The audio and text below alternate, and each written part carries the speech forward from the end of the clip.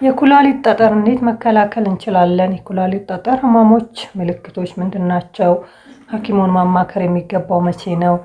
ለኩላሊት ጠጠር ህመም ተጋላጭነት የሚያደርጉ ሁኔታዎችና የኩላሊት ጠጠር እንዴት መከላከል ይቻላል? ህክምናውስ ምንድነው? አብረን እናያለን።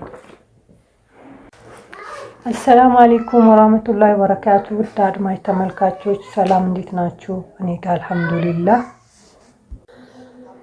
የኩላሊት ጠጠር ምንም አይነት ምልክት ሳያሳይ መቆየት የሚችል ሲሆን ከኩላሊት ተነስቶ በሽንት ማስወገጃ መስመር እስከ ፊኛ ድረስ ሊያደርግ የሚችለው ጉዞ ምክንያት ምልክቶቹ መታየት ይጀምራሉ።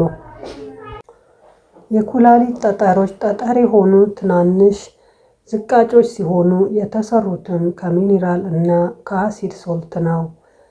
የኩላሊት ጠጠሮች በሽንት ቧንቧ መስመር ማለትም ከኩላሊት እስከ ፊኛ ድረስ የህመም ባህሪ አላቸው። የኩላሊት ጠጠር ህመም ምልክቶቹ ምንድናቸው? አንደኛ፣ ከፍተኛ የጎን የህመም ስሜት እና ከጎድኑ አጥንት በታች የጀርባ ህመም። ሁለተኛ፣ ከፍተኛ የህመም ስሜት ወደ ንፍፊትና ወደ ታችኛው የሆድ ክፍል የሚሰራጭ። ሶስተኛ፣ የውሃ ሽንት የምናስወግድበት ወቅት የሚኖር ከፍተኛ የህመም ስሜት። አራተኛው፣ የውሃ ሽንት ቀለም መለወጥ፣ ቀይ፣ ቡኒ ወይንም ሮዝ መልክ። አምስተኛ፣ የደፈረሰ ወይንም መጥፎ ጠረን ያለው የውሃ ሽንት። ስድስተኛ፣ አጣዳፊ የውሃ ሽንት መኖር። ሰባተኛ፣ የውሃ ሽንት ከሌላው ጊዜ በተለየ መብዛት። ተያያዥ የሆነ ኢንፌክሽን የሚኖር ከሆነ ለምሳሌ ትኩሳት፣ ብርድ ማለት በኩላሊት ጠጠር ምክንያት የሚከሰት ህመም ቦታውን ሊቀያይር ይችላል።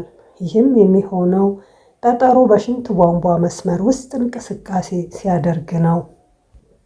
ሐኪሙን ማማከር የሚገባው መቼ ነው?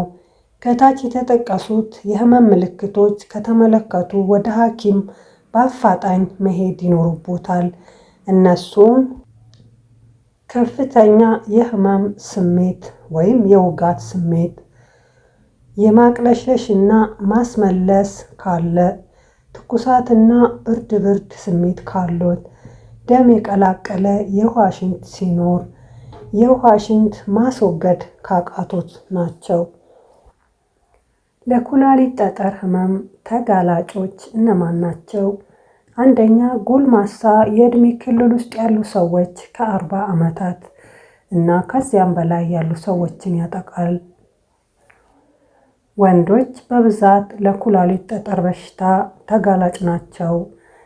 የአመጋገብ ሁኔታችን ምሳሌ ከፍተኛ መጠን ያለው የፕሮቲን፣ ጨው እና የስኳር መጠን በከፍተኛ ሁኔታ ተጋላጭነትን ይጨምራል። በቂ የፈሳሽ መጠን አለመውሰድ ለኩላሊት ጠጠር መፈጠር ዋነኛ ምክንያት ነው። እንዴትስ አድርገን ነው በሽታውን መከላከል ያለብን?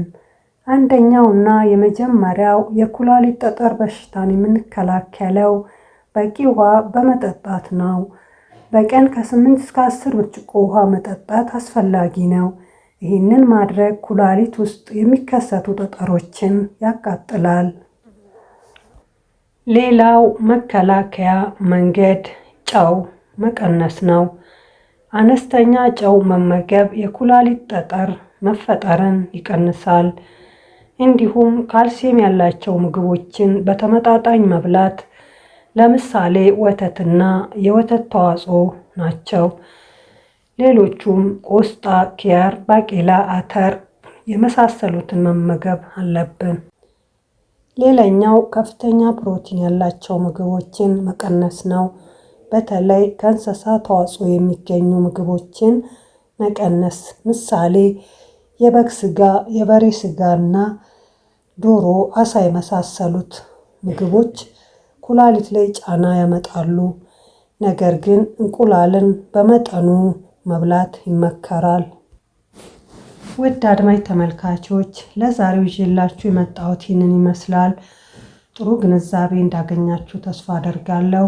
በሌላ ጠቃሚ ነገር እስክንገናኝ ይህንን ቻናል ሰብስክራይብ፣ ላይክ፣ ሼር እያደረጋችሁ አጋርነታችሁን ያሳዩኝ እላለሁ። ሰላም፣ ጤና፣ ፍቅር ለሰው ልጅ ዘር በሙሉ ይሁን።